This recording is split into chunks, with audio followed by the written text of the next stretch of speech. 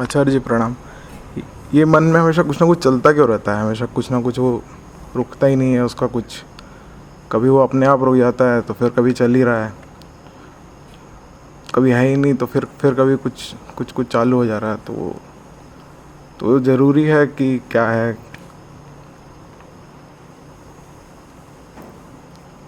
मतलब कभी उसकी आवाज़ है तो कभी नहीं है।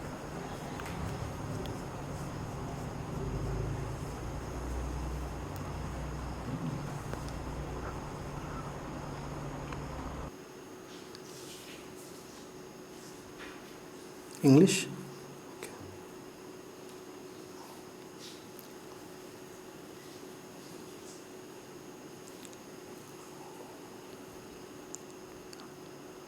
I have heard of a very odd case.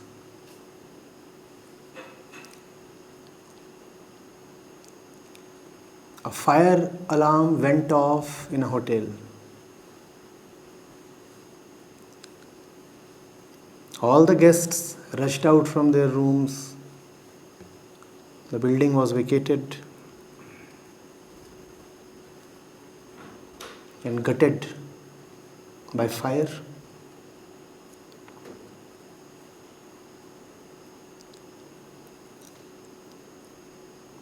One fellow,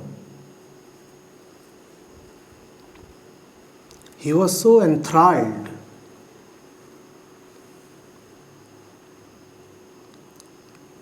by the sound of the alarm that he kept listening to the alarm. He found it musical.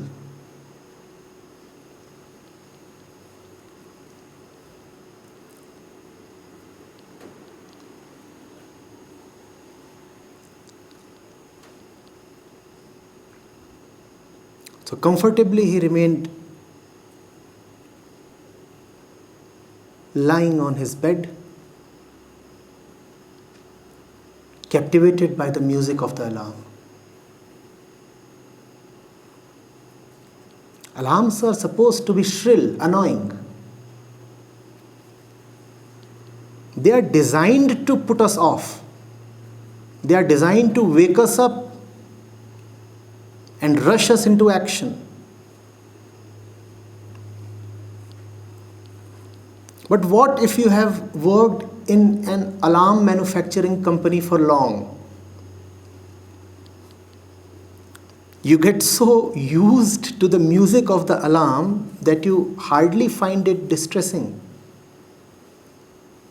The noise becomes music to you. And then that which was supposed to save your life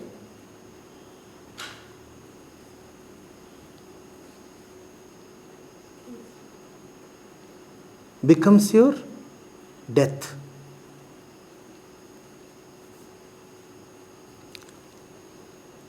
The noise that you keep hearing in the mind is a fire alarm. It is supposed to tell you there is something horribly wrong. It is supposed to shake you up into action. And if there is a continuous alarm, it means continuously there is fire. Somebody wants you to get out of the burning house. Your mind is the burning house. But some people, unfortunately many people, get so enamored with the noise that the noise is no more noise to them. It becomes life stuff. They say this is the buzz of life. And if this buzz of life is absent, then we feel as if we are in a graveyard. They say we feel alive only when the mind is constantly buzzing.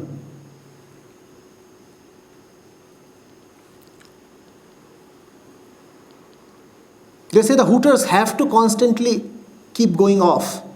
And then we feel, wow, there is activity.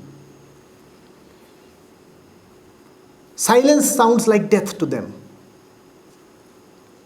Now the alarm can no longer help. The alarm has been co-opted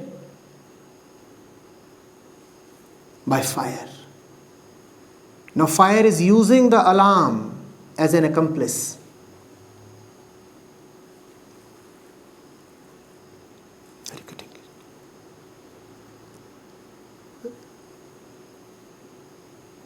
The constant chatter in the mind, the constant disquiet, the constant conflict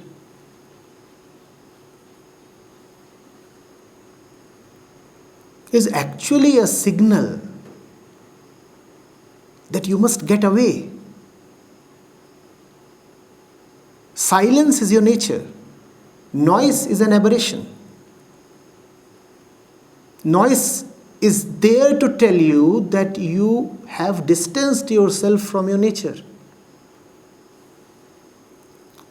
But our conditioning and our civilization are such that noise has become a valued commodity. We have started liking, loving, valuing noise. We deliberately go to places that are crowded. We deliberately enter into situations of conflict. We deliberately choose disquiet over serenity.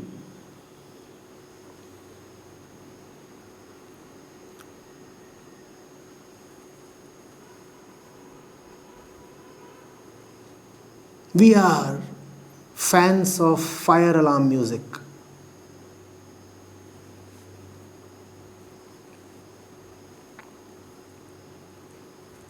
And that's unnatural. And what's unnatural would not allow you to live.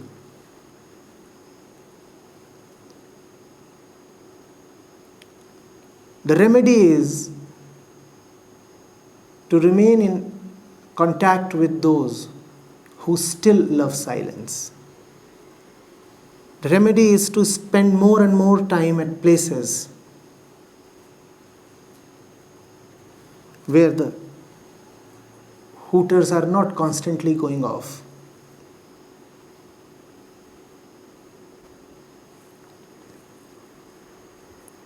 The remedy is to remind yourself that very deeply you still abhor noise, you still love silence.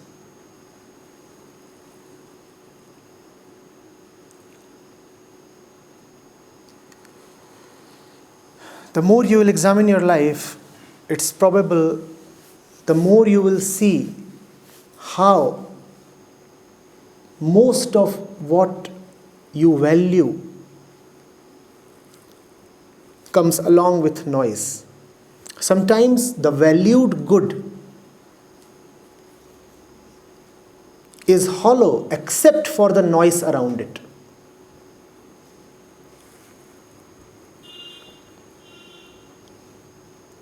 Isn't that horrible? When you say that you are purchasing something or getting into something, it could be a material purchase or a relationship or a new job or a new house. It is quite possible that the thing by itself is hollow, and all that you have really bought is the noise around the hollowness. So we pay for noise. We activate noise. And the more you will get into the fact of these things, the more dreadful they would seem.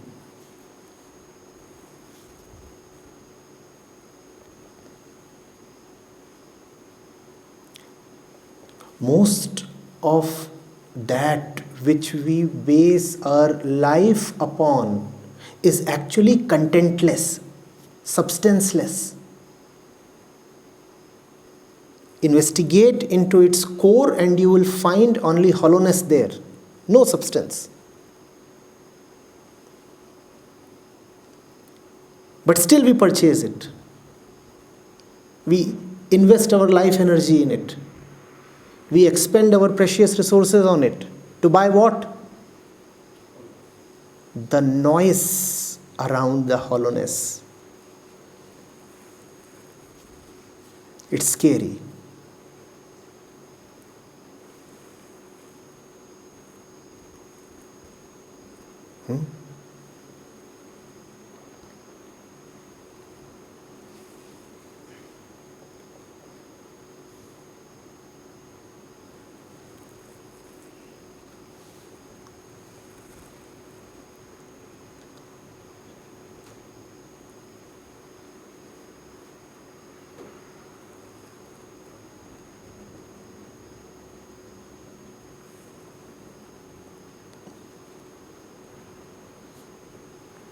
You go to buy a car,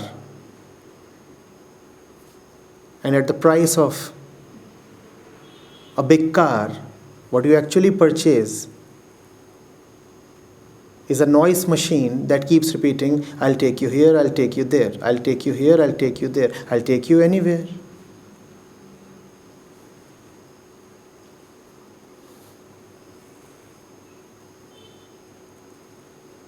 I'll take you higher, I'll fulfill your desire. I'll take you here, I'll take you there. I'll take you anywhere.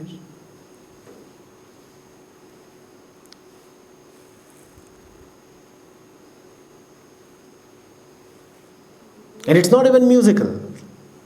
The voice is coarse, harsh. The lyrics are stupid. And yet we buy it. And later on we discover there is no car at all.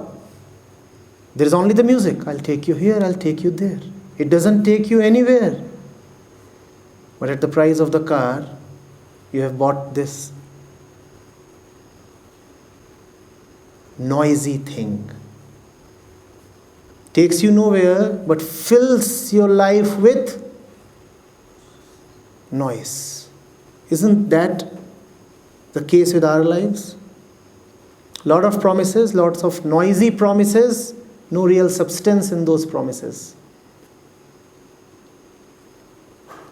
Lot of apparent stuff around us, in our life, in our houses, but no real substance in that stuff. The stuff doesn't really help us. The stuff doesn't really take us anywhere.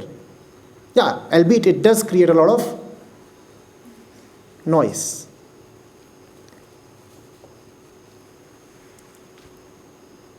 Do we want the real thing, or do we want something that is nothing but has a lot of noise glorifying it?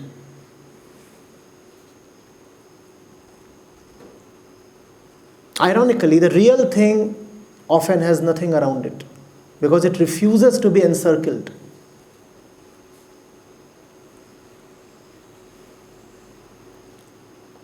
That which is substanceless would have a lot of noise around it. That's the definition of noise, no? Something that is, but is valueless. When do you call something as noise? Noise is essentially waste. That which exists but has no value. Similarly, what is noise? That which is but is valueless, of no use.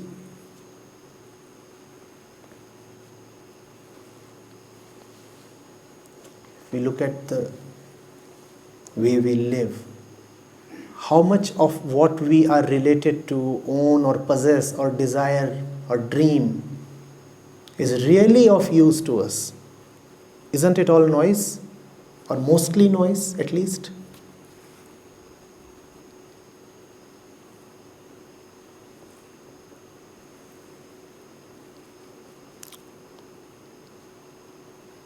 And there would certainly be the odd moments in your life when you would be stumbling upon the harsh fact that that which you think of as music is actually just noise. Do not ignore those moments. Those are the moments when the fire alarm is really sounding for you. Run away. Run away with your dear life. Where to, sir? Just out of the hotel building. Doesn't matter where to. When we were talking of guilt, we said that real transformation does not occur with an end in sight. It does not say I am on the second floor and I have to go to the 10th floor. It says I don't have to be on the second floor. That's all. I don't have to be here. Doesn't matter where I go to. Such is the tremendous intensity of the desire to not to be. To not to be what you have become. You don't wait to have a roadmap in hand. You don't wait to be assured of a comfortable destination. You don't wait to be guaranteed a safe journey and a safe arrival. You just say, I have to leave. I have to leave. To where? I don't bother. Where will you go? How will you travel? What's the destination? When are you reaching? I don't bother. I just have to leave. And if you bother about all those things, then believe me, you are never really going to leave. You'll just keep planning the journey. And life is short. You can comfortably spend it planning journeys. प्रणाम आचार्य जी. आचार्य जी, वो दीक्षा में पढ़ा मैंने that Buddha has said that your work is to discover a work and give yourself to it. So how we can search for a work which will be the most suitable for us, and in what aspects he was taking work as is a spiritual work or some professional work that we do in everyday life? Anything and everything that you undertake. If you are burning,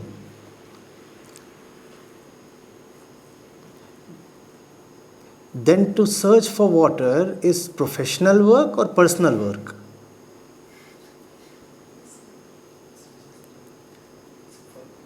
It is just work. It is the only work that you can do. Call it personal, call it professional. But that's the only work that you must undertake. If I am burning, then I'll choose an office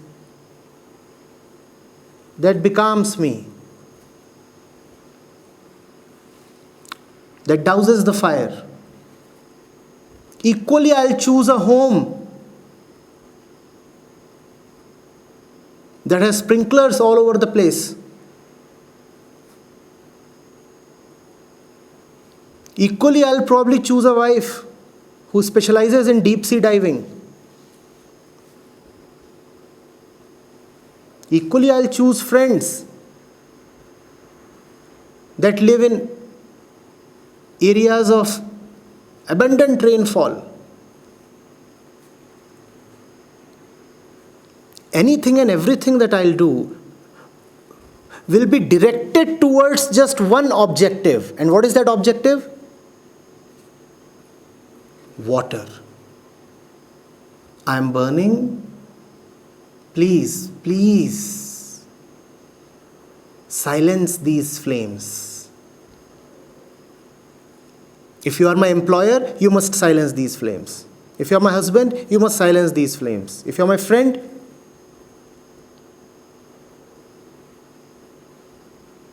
anybody I would relate to, I would relate with just one objective. And what is that one objective? Repeat.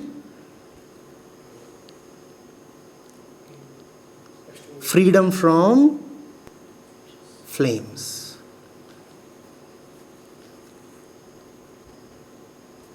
That's how one has to decide in life.